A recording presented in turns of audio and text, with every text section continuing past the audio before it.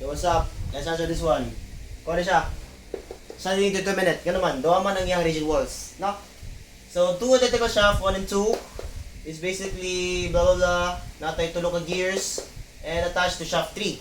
Kasi 500 Newton M. So, kung nakikita yung mga nung halinaw gani, gears ang tawag na ano.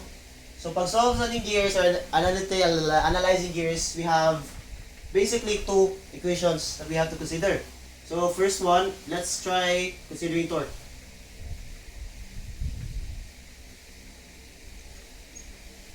Pag mag-consider kay torque gani, always know that, magningan siya now, no? T1 is over R1 plus T2 is over R2. No? So, to zero ni siya.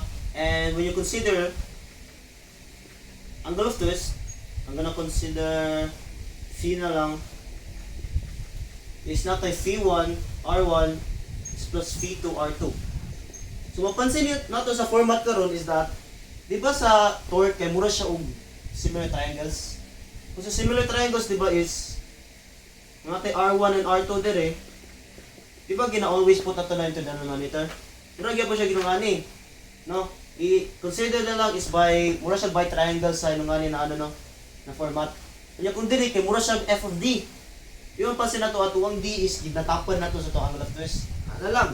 Kung ano to si torque di ay kung gears kay mura siya by similar triangles. Kung si phi is by moment. Ano lang. So let's go and try to, consider that one here. So sa pinakauna na part kay naman tay duha ka ano no or tulo ka buok. So hatabo ani is natay mga F1 F2 no. Pero pag tuyok na to sa tuwang ano karon is naka 500 lang. Okay? So if nagitay torque gani unsa ibutang sa tuwang ano is okay, i-sulat na to F1 plus F2. Pag i-consider na to ang torque karon, okay, nanatay nung ani, mag-add tag position no. Nakauna na position is natay nung ani. At the same time, mag-divide ta ka or mag-ano ta karon, torque 1 is to R1. Ang atong pinakauna na torque is naka 40 or rather naka 40. Okay, so ngano negative ni siya. So pag tanaw na to diri no is equals to 0 siya. Natay i-transfer nato na may mo siya negative similar po diri. Kung transpose nato na dira karon sa pikas is man-negative siya. Ngano man? Kay kung tanawan nato diri kung i-3D ko nato ni god. Kinipod. Di ba if mutuyok siya diri na side, let's say I think counterclockwise ni siya no. Di ba as a reaction kini na side is obviously dili siya pa ani pod. Ang reaction niya ni karon is di ba pa ani to the left. Kung mutuyok ni siya as a reaction mutuyok pud siya sa pikas, the opposite side. So ana ni tabuan ang negative na siya. Kini pod R2 kung 40 ni kini siya 60. So you have your equation set up already at T1. Kini kung transpose nato ni sa pikas tanan natay 2T2 plus kuha ni siya 2 over 3 T2 equals to 500 no. So be your equation 1. Okay, so let's try consider the angle of twist na pod.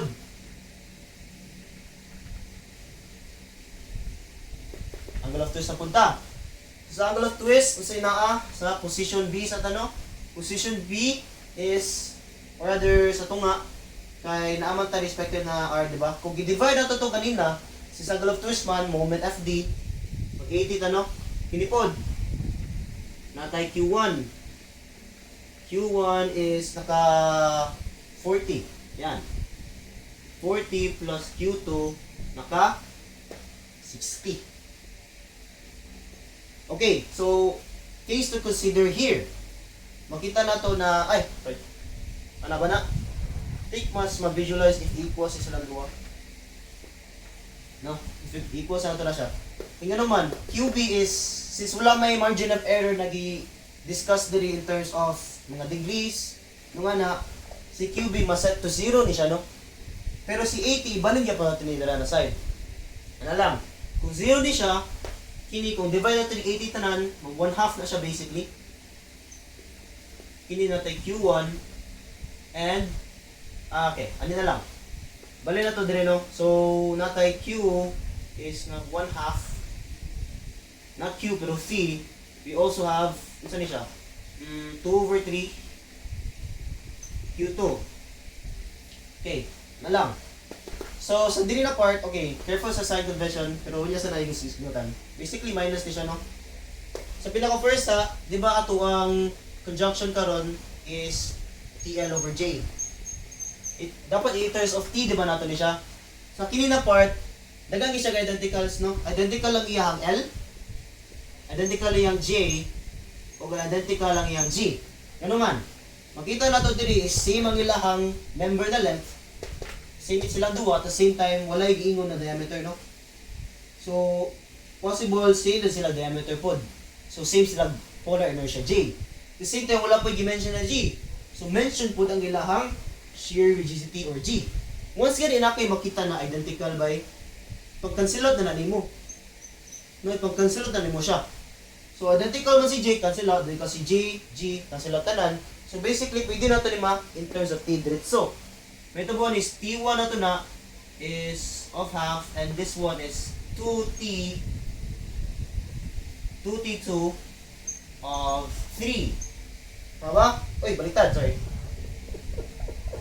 Mas dako man sa taas, o nasa 60 sa taas natin ito diri, no? Ini 3, ini 2. Okay, so nga nung minus ni siya. Tingnan kini ba?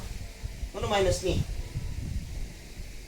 Ang minus ni siya basically is na general rule. Actually, gawai naman nila tikin itong last. Pero ang usual na pattern na nila makita is dili dapat yung magparehas of sign, no?